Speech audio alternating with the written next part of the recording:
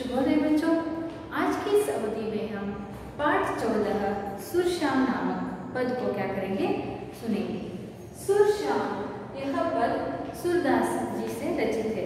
बच्चों, जिस तरह कबीरदास, तुलसीदास, रहीमदास इनकी रचनाओं को हम दोहे कहकर संबोधित करते हैं, उसी तरह हम सूरदास जी की रचनाओं को पद के नाम से क्या करते हैं जी, संबोधित करते हैं। तो फिर सुर के पद कहकर हमें क्या करते हैं, इनकी कविताओं को कहते हैं सुर के पद, यानी सूरदास जी से रचित कविताएं। इन्हें हम दोहे नहीं कहते, पद कहते हैं। तो फिर आज हम क्या करेंगे, सूरदास जी का संक्षिप्त में परिचय प्राप्त करेंगे। तो फिर बच्चों आइए, कवि परिचय। यहाँ पर मैंने कुछ अंशों को लिखा है, इस तरह आपको भी लिखकर क्या करना है, इनका कवि परिचय पूर्ण रूपता से लिखना है। यहाँ पर देखिए कवि का नाम, भक्त कवि सूरदास हिंदी साहित्य काल के सूर्य माने जाते हैं। तो फिर हमें भक्त काल के कवि सूरदास जी कौन से काल में कवि थे, भक्ति काल के कवि है। हिंदी साहित्य के सूर्य मानते हैं हम इन्हें। हिंदी साहित्य में सूर्य की तरह प्रखर होकर वे क्या हुए हैं, प्रकाशित हुए हैं। इस तरह यहाँ पर सूरदास जी का नाम। इनका जन्म सन 1540 में हुआ। उसी तरह इनका जन्मस्थल उत्तर प्रदेश के रुणकता गांव में हुआ। और यहाँ पर भक्ति का हम हिंदी साहित्य को 3 भागों में क्या करते हैं, विभाजित करते हैं। उसी तरह भक्ति काल में इनकी रचना को हम क्या कर सकते हैं, यहाँ पर देख सकते हैं। भक्ति काल के 2 शाखा है, कौन कौन से, सगुण भक्ति धारा और निर्गुण भक्ति धारा। ये सूरदास जी सगुण भक्ति धारा के कृष्ण भक्त शाखा के प्रवर्तक माने जाते हैं। सगुण यानी हम भगवान का रूप देखते हैं, निर्गुण यहाँ पर भगवान का रूप नहीं होता। सगुण यानी भगवान के रूप को देखकर हम उसकी क्या करते हैं, आराधना करते हैं। उस सगुण भक्ति धारा में कृष्ण शाखा के प्रवर्तक हम सूरदास जी को मानते हैं। इसी तरह इनकी प्रमुख रचनाएं भी है, कौन कौन से यहाँ पर है बच्चों, सुरसागर, सुरसारावली एवं साहित्य जननी, ये इनकी प्रमुख रचनाएं हैं। उसी तरह इनकी रचनाओं की विशेषता भी है। क्या विशेषता है इनकी रचनाओं में, हम वात्सल्य रस, श्रृंगार रस तथा भक्ति का त्रिवेणी संगम हुआ है। इनकी रचनाओं में हम वात्सल्य भाव को देखते हैं, श्रृंगार के भाव को देखते हैं, उसी तरह भक्ति का भी भाव इनकी रचनाओं में हम क्या कर सकते हैं, पा सकते हैं। उसी तरह इनका निधन सन 1642 को हुआ। 1642 में इनका क्या हुआ जी, निधन हुआ। तो फिर अब हम क्या करेंगे, सूरदास जी से रचित सुरश्याम नामक पद को सुनेंगे। प्रस्तुत पद में कवि सूरदास ने कृष्ण की बाल लीला का वर्णन करते हुए उसके स्वभाव, भोलेपन एवं माता यशोदा के वात्सल्य का सुंदर चित्रण किया है। इस सुरश्याम पद में सूरदास जी ने कृष्ण के भोलेपन का, यानी नटखट मुरारीलाल के भोलेपन को, और उसी तरह उनकी मैया यशोदा माता के वात्सल्य को, ममता को क्या किया है, बहुत मनमोहक रीति से इस पद में उसका चित्रण किया है। देखिए किस तरह बच्चा जब रोते हुए अपनी माँ के पास शिकायत लेकर आता है, तब माँ किस तरह उस बच्चे की बात को सुनकर उसे क्या करती है, उसके क्रोध को शांत करती है और उसे प्यार से ममता देती है। इसका सुंदर वर्णन यहाँ पर है बच्चों। मैया मोही दाऊ बहुत खिजायो, मैया मोही दाऊ बहुत खिजायो, मोसो कहत मोल को दीनो, तो ही जसमती कब जायो। देखिए बच्चों, मोसो कहत मोल को दीनो, तो ही जसुमती कब जायो। यहाँ पर शब्द आते हैं बच्चों, लिख लीजिए पहले।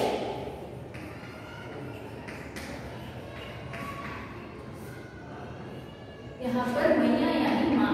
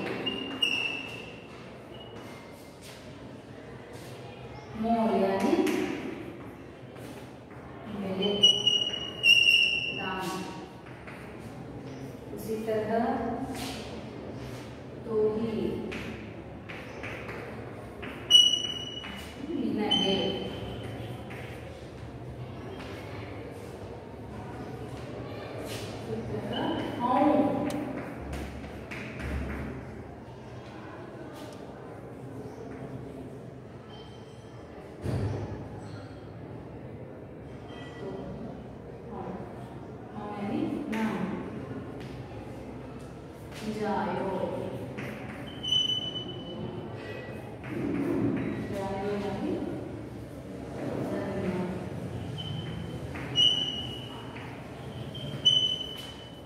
ठीक है बच्चों, यहाँ पर देखिए, मैया मोही दाऊ बहुत खिजायो।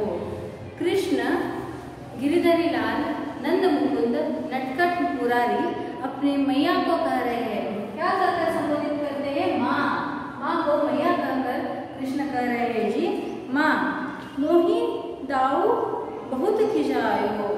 मोही यानी मुझे, अण्ण सहोदर बलरामन ಏನ್ ಮಾಡ್ತಾನ? ಬಹಳ ರೇಗಿಸ್ತಾನ। मुझे क्या करता है? वह हमेशा चिढ़ाता रहता है। दाऊ यानी बड़ा भाई, तो फिर कृष्ण का बड़ा भाई कौन है? बलराम जी है। ये तो आपको मालूम है बच्चों। इसलिए माँ मुझे भैया दाऊ बहुत क्या करता है? चिढ़ाता है। क्यों चिढ़ाता है? वह मुझसे कहता है तुम्हें मोल से लिया गया है। मोल यानी बेले। तुम्हें यशोदा माँ ने जन्म नहीं दिया है, तुम्हें कहीं से खरीद कर वो लाई है कहकर दाऊ जी क्या करते हैं? कृष्ण को चिढ़ाते हैं। मोसो कहत मोल को लीनो, वो मुझसे कहता है तुमने मुझे मोल देकर क्या किया है? खरीदा है, मुझे जन्म नहीं दिया है माँ तुमने कहकर अपनी क्रोध को क्या कर रहा है? अपनी माँ के समक्ष सुना रहा है। तो ही जसुमती कब जायो, वो कहता है तुझे, तो ही यानी तुझे, निनगे, तुझे यशोदा मैया ने कब जन्म दिया है? यहाँ पर जसुमती, जसुमती यानी यशोमती, यशोमती यानी यशोदा माँ ने तुम्हें जन्म कब दिया है?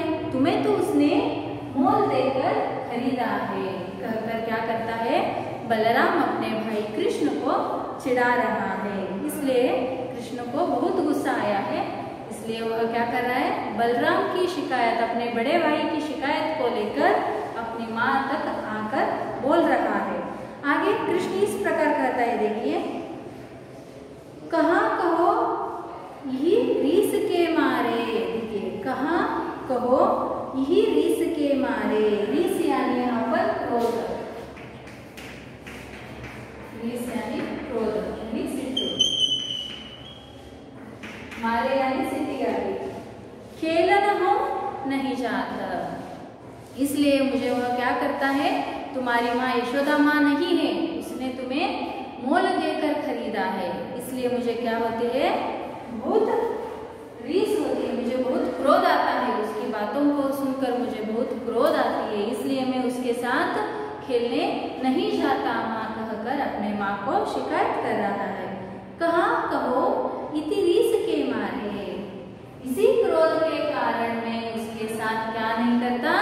खेलने नहीं जाता माँ। पुनी पुनी कहत कौन है माता, को है तुमरो तात। फिर वह इतना चिढ़ाकर चुप भी नहीं बैठता, आगे वह फिर मुझे तंग करता है। क्या कहकर? पुनी पुनी, पुनी पुनी यानी बार बार, पुनी पुनी यानी बार बार, पदे पदे। वह मुझे पदे पदे कहता है कौन है माता? यशोदा ने तुम्हें गोद दिया है, तो फिर तुम्हारी असली माँ कौन है?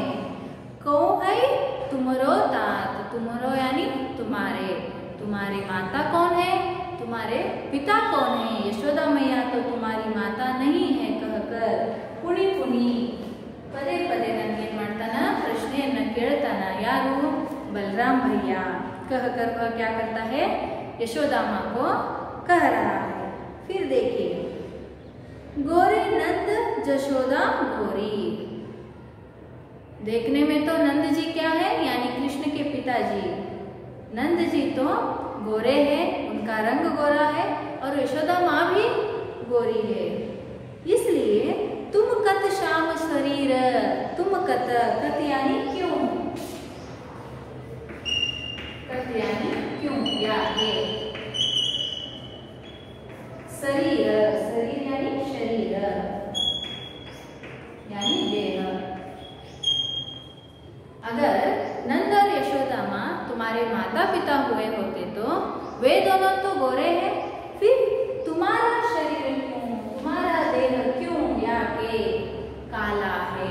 श्याम यानी काला रंग।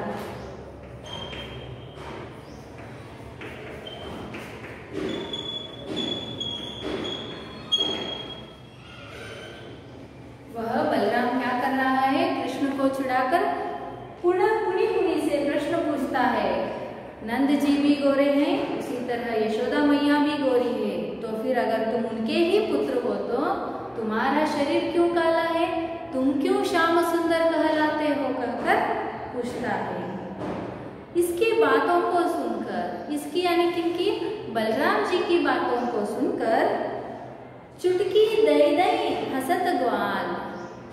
देखिए, इस बलराम की ऐसी शरारत वाली हंसी मजाक को सुनकर कौन हंसते हैं? चुटकी दई दई हंसत ग्वाल। ग्वाल यानी गोपाल।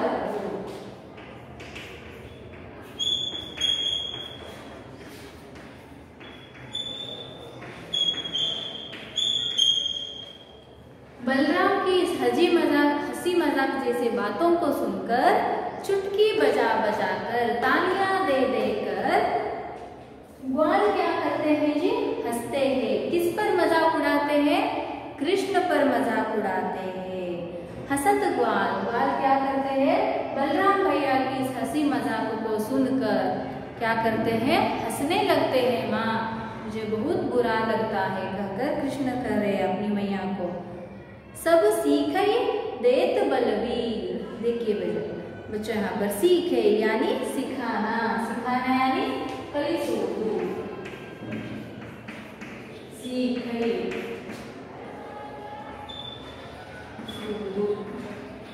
इस तरह मुझे तंग कर कर हंसने को ग्वालों को कौन सिखा रहा है?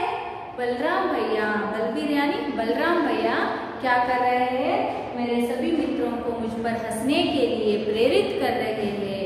उन्हें मजाक दिख रहा है, लेकिन मुझे बहुत उससे क्या हो रही है? पीड़ा हो रही है। मेरी मैया, मैं क्या करूं? आगे चलकर कृष्ण और कहते अपनी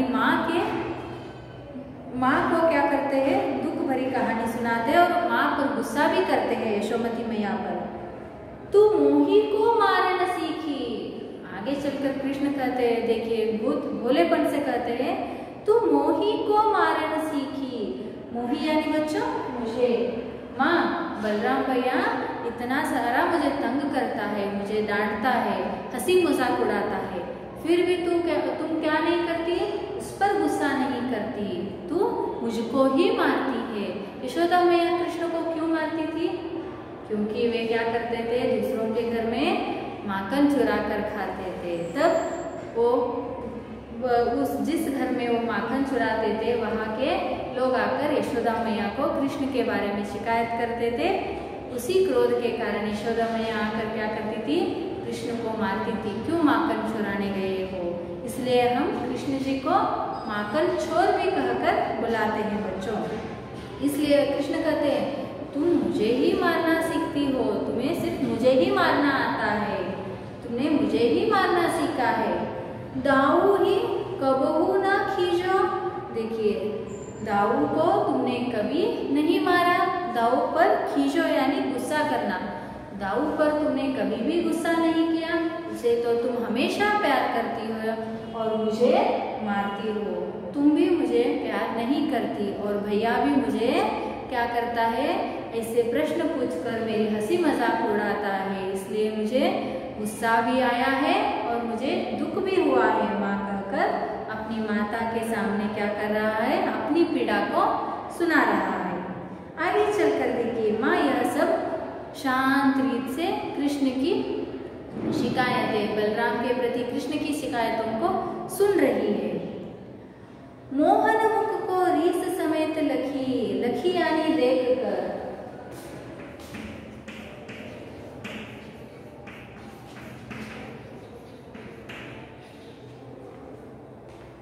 मोहन को मुख रीस समेत लेखी। मोहन यानी यहाँ पर कृष्ण को क्रोध में देखकर, रीस समेत यानी सिट्टिनिंद, मोहन के मुख को रीस के द्वारा यानी क्रोध के द्वारा उसे देखकर जसुमती सुनी सुनी रिझे।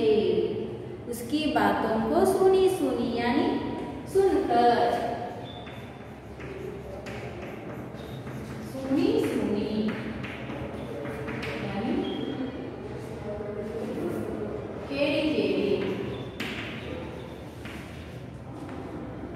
देखिए बच्चों, जसुमती सूनी सूनी रिझे। कृष्ण की इन बातों को, शिकायतों को सुनकर माँ क्या करती है, सुनती है। रिझे, रिझे यानी मोहित होना।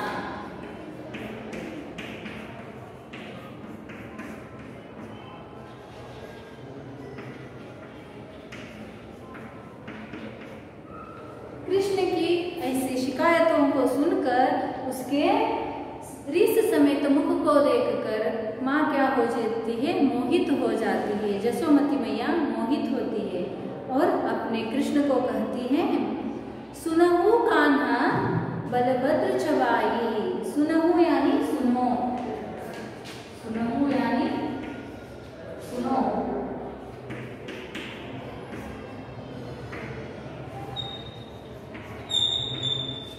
सुनहु कान्हा बलभद्र चबाई। सुनो कान्हा, सुनो सुनो कृष्ण, सुनो मेरे प्यारे बेटे। बलभद्र चबाई, यहाँ पर बलभद्र यानी बलवीर यानी बलराम। चबाई, चबाई यानी चुगलखोर।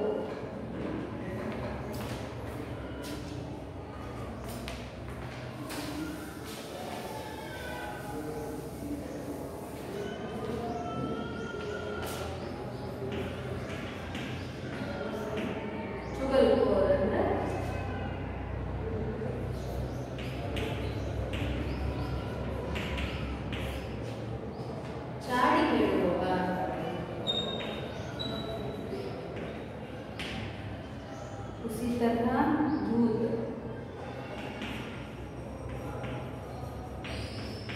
धूत यानी दुष्ट।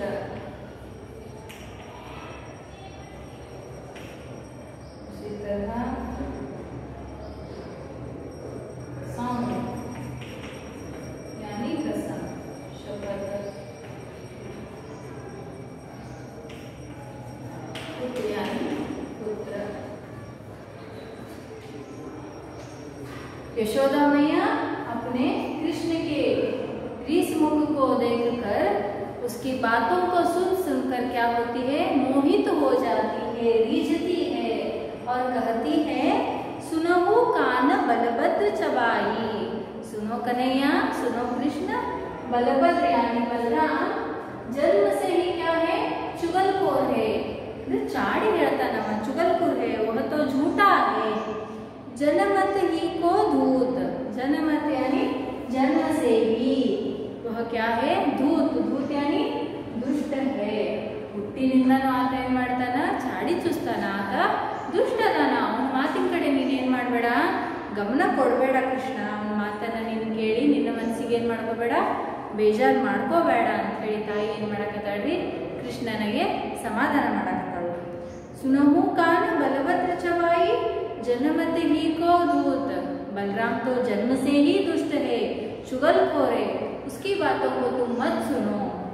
आगे कहकर कहती है, सुर श्याम मोही गोदन की सौ, हूँ माता तू पुत्र।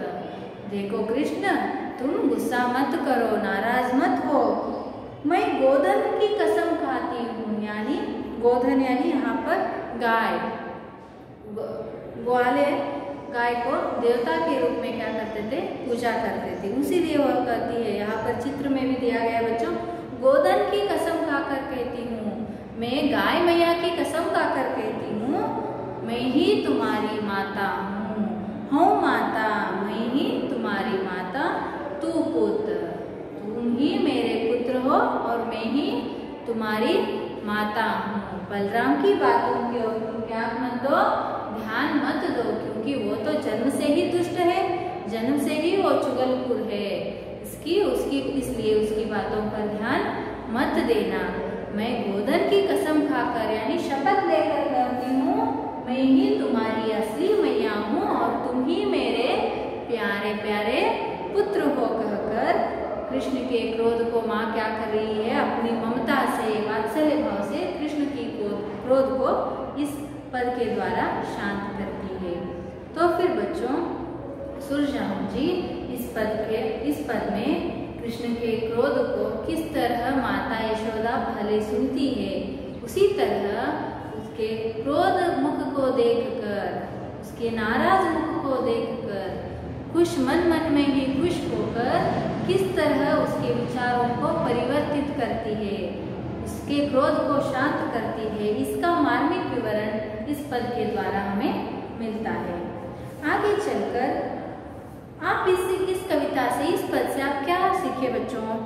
बच्चे स्वभाव से भोले होते हैं, सभी छोटे बच्चे स्वभाव से भोले ही होते हैं, उनमें अच्छाई बुराई इसका भेदभाव नहीं रहता, बड़े छोटे उनका मन तो बहुत स्वच्छ रहता है, इसलिए वे भोले भी होते हैं। वे हमेशा अपने माता पिता से, अपने भाई बहन और मित्रों की कुछ ना कुछ शिकायत करते रहते हैं। आपको मालूम है बच्चों, जब बच्चे छोटे रहते हैं, आप भी छोटे थे, तब आप क्या करते थे? जो मैं करता हूँ वो ही सही है। अगर भैया ने कुछ कहा तो उसकी शिकायत जाकर आप किसे सुनाते थे? अपने माता पिता को, दादा दादी को सुनाना करते थे। उसी तरह वे बचपन का स्वभाव ही रहता है बच्चों का, क्योंकि बच्चे बचपन में बहुत भोले रहते हैं। अपने बड़े भाई दीदी की शिकायतें हमेशा सुनाते रहते थे और मित्रों की शिकायतें भी करते हैं। लेकिन माँ बाप क्या करते हैं? उनके इस सहज स्वभाव को सच नहीं मानते हैं। जब वे शिकायत करने आते हैं तब माता पिता उसे सुनते हैं और उस बच्चे को क्या करते हैं? समझाकर, ठीक है मैं उन्हें क्या करूँगी? डांटूंगी, तुम गुस्सा मत होना, मत रोना कहकर उन्हें क्या करते हैं? अपनी ममता से शांत कराते हैं, सांत्वना देते हैं। तब छोटे बच्चे क्या कर जाते हैं? फिर उसे भूल जाते हैं। इसी तरह माँ और बेटे के ऐसे सहज संबंध की कल्पना कर सूरदास जी ने अपने इस पद में उसका मार्मिक चित्रण यहाँ पर किया है बच्चों। देखिए इस चित्र में भी आप देख सकते हैं किस तरह कृष्ण का भोला सा मुख आपको दिखाई दे रहा है। वह रोते हुए मुख से किस तरह अपने भाई बलराम के बारे में शिकायत कर रहे हैं। तो फिर बच्चों इस पद को आप अच्छी तरह से पढ़िए और यहाँ पर जो शब्दार्थ है उनको भी आप अच्छी तरह से लिखिए और पढ़िए। इस कविता से, इस पद से संबंधित जो भी अभ्यास है मैं कल की अवधि में आपको क्या करूँगी? इस पर चर्चा करूँगी।